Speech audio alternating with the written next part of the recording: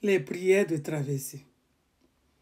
Chaque année, le 31 décembre, des chrétiens, des enfants de Dieu, fidèles comme pasteurs, se retrouvent dans les églises en train de faire une prière.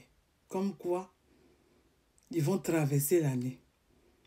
31 décembre, ça commence des fois à 21h. Je ne sais pas l'heure à laquelle ça commence selon le pays dans lequel vous vous trouvez.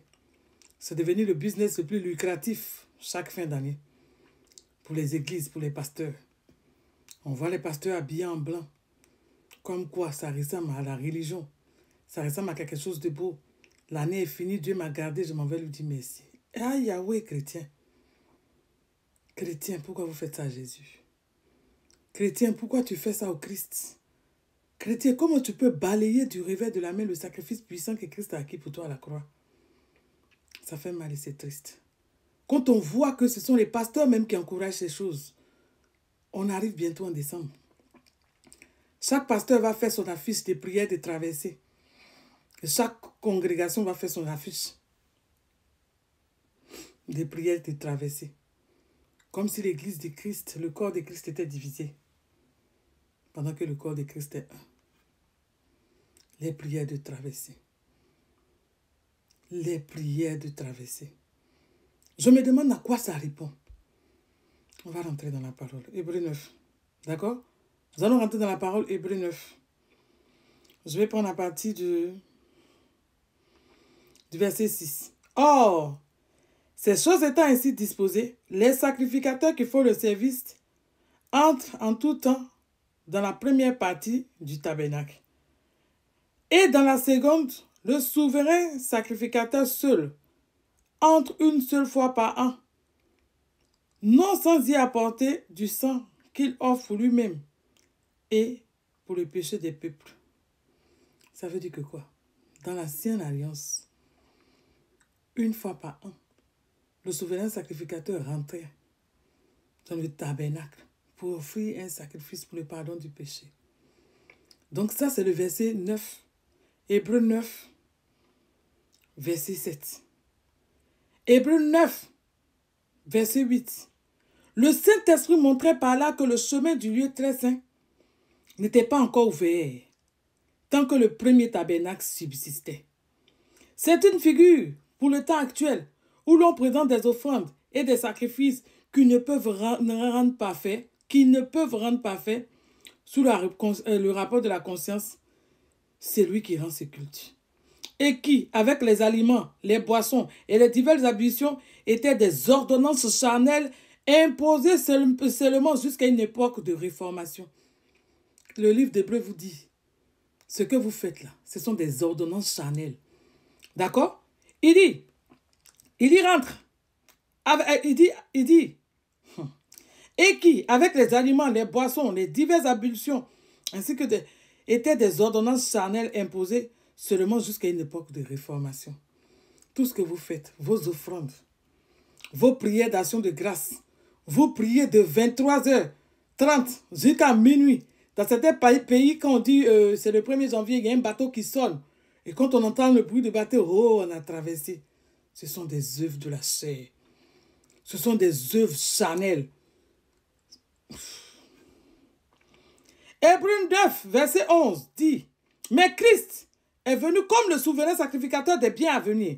Il a traversé le tabernacle le plus grand et le plus parfait, qui n'est pas construit de la main d'un homme, c'est-à-dire qui n'est pas de cette création. Il est entré une fois pour toutes dans le lieu très saint, non avec le sang des boucs et des veaux, mais avec son propre sang, ayant obtenu une rédemption éternelle.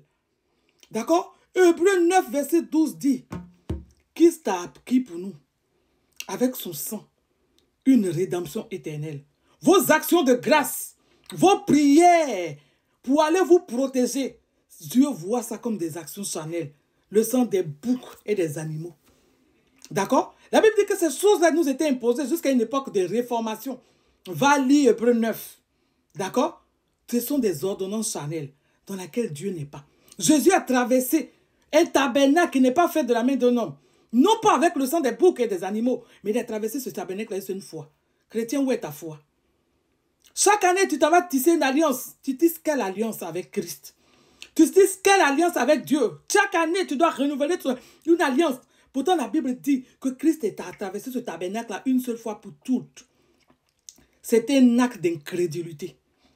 C'est un acte de paganisme. Ça veut dire quoi, le paganisme? C'est-à-dire que les actions païennes qu'on envoie dans le corps de Christ, qu'on envoie dans l'église.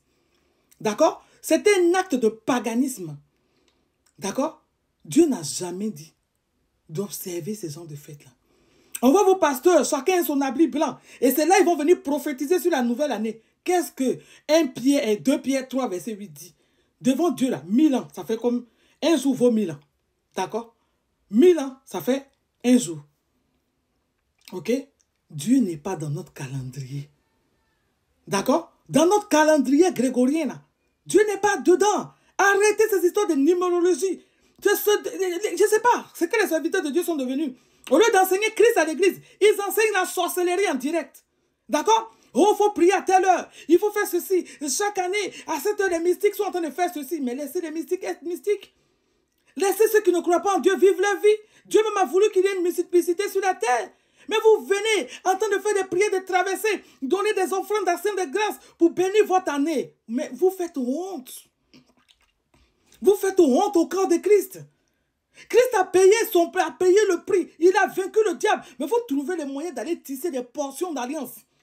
Qu'est-ce que Dieu dit? Jésus a dit, Dieu après, il a fait cette prophétie.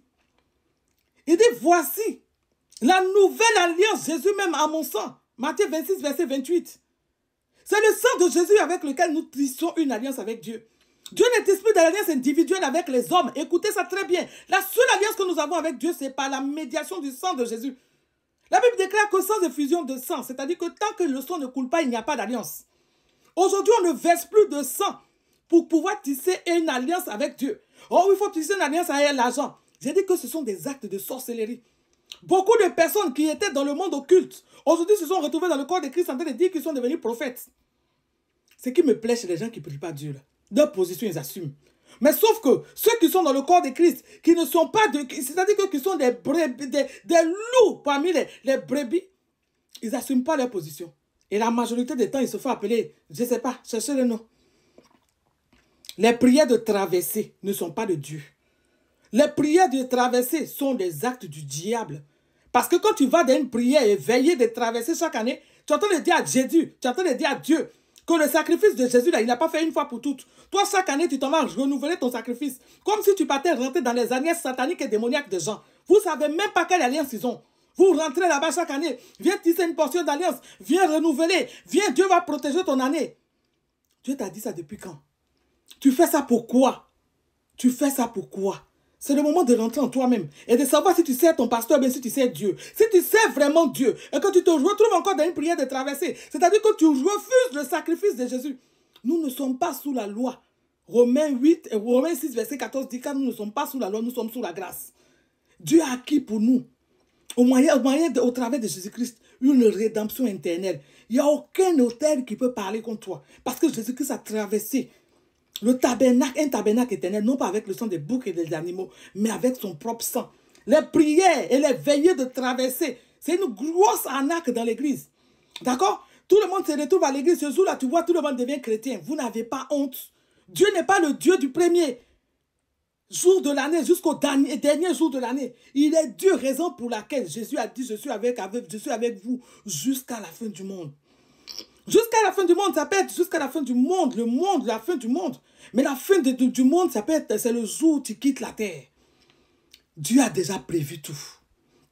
Est-ce que ça veut dire que nous ne devons pas prier? Nous devons prier, mais nous ne devons pas rentrer dans la sorcellerie. D'accord? Parce que tout ça, ce sont des actes de sorcellerie. Aujourd'hui, au lieu que les pasteurs expliquent le mystère de Christ, au lieu que les pasteurs révèlent Christ, eux tous se cachent sous la bannière de Dieu. Le nom de Jésus n'est plus prononcé.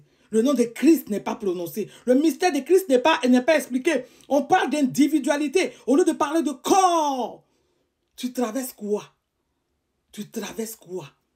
Tu traverses quoi? Avec qui? Rentre en toi-même. Que cette année-là, la fin de l'année, ne te trouve donc qu'une prière de traversée. Mais rentre et demeure en Christ. Parce que c'est là-bas seulement que tu es béni. Sois béni.